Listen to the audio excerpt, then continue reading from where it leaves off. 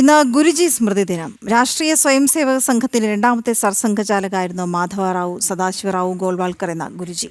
ദേശഭക്തിയുടെ അമൃതവാണി മുഴക്കി ജനതയെ ജനാർദ്ദന ഭാവത്തിൽ കണ്ട് രാഷ്ട്രസേവനം നടത്താൻ ജനലക്ഷങ്ങൾക്ക് പ്രചോദനമേകിയ കർമ്മയോഗിയായിരുന്നു അദ്ദേഹം.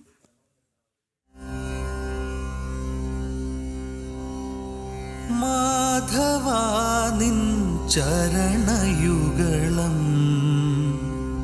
മാർഗദർശകമായി വരേണം മാതൃപൂജയിലൂടെ.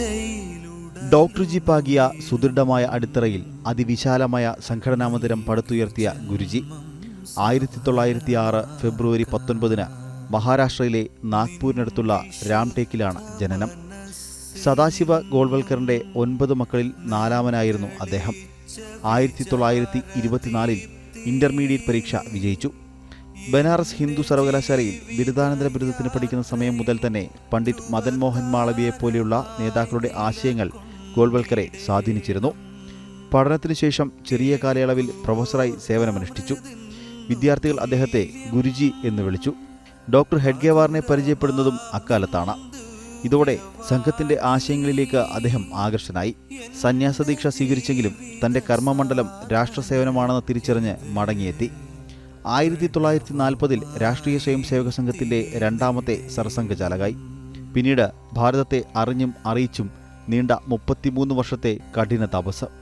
BJPയുടെ പൂർവ്വരൂപമായിരുന്ന ജനസംഘം, വിദ്യാർത്ഥി സംഘടനയായ ABVP, ഏറ്റവും വലിയ തൊഴിലാളി പ്രസ്ഥാനങ്ങളിലൊന്നായ BMS, വിശ്വ ഹിന്ദു പരിഷത്ത്, വനവാസികൾക്ക് വേണ്ടി വനവാസി കല്യാണാശ്രമം എന്നിവയെല്ലാം രൂപമെടുത്തത് ഗുരുജിയുടെ ആശീർവാദത്തോടെയാണ്.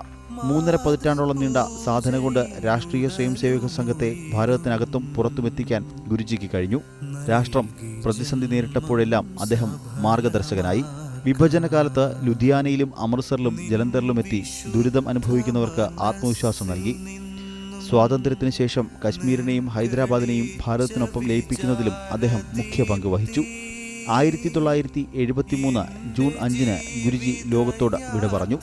സമാനതകളില്ലാത്ത ബൗദ്ധിക വ്യക്തിത്വത്തിലൂടെ ഭാരതത്തിന്റെ സംസ്കാരത്തിൽ അടിയുറച്ചു നിന്നുള്ള നിസ്വാർത്ഥ രാഷ്ട്രീയ സേവനത്തിന്റെ പാത പിൻതലമുറയ്ക്ക് തെളിയിച്ചു കൊടുത്ത കർമ്മയോഗിയായിരുന്നു ഗുരുജി. ആ ദീപ്ത സ്മരണയ്ക്ക് മുന്നിൽ പ്രണാമങ്ങളോടെ ന്യൂസ് ഡെസ്ക് ജനം.